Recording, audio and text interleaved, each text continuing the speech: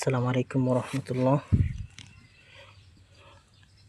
এটা হচ্ছে এটা গ্রিন লেডি ছাড়া।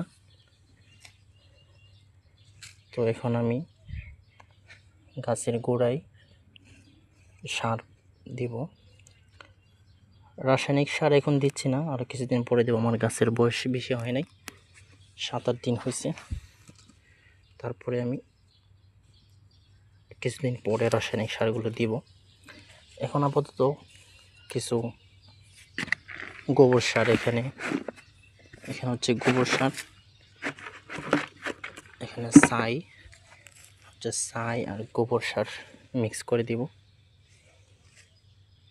যাতে গাছের গ্রোথটা ভালো হয় এবং সব কিছু ঠিকঠাক থাকে। তো আমার দেখে যে মোটামুটি গাছের মাটিটা খুব নরম, তাই জন্য অত বেশি কষ্টকর লাগতেছে না, অল্প একটু দিয়ে মিক্স করতে পারতেছি।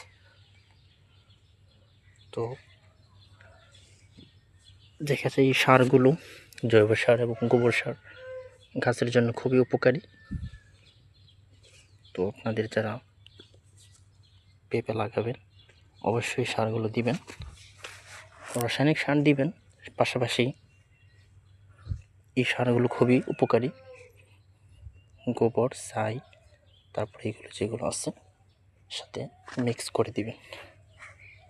তো আমি দিয়ে দিলাম মোটামুটি গাছের গোড়া থেকে এই 5টা অংশগুলো সবগুলো একটু নরম করে দিয়ে দিলাম।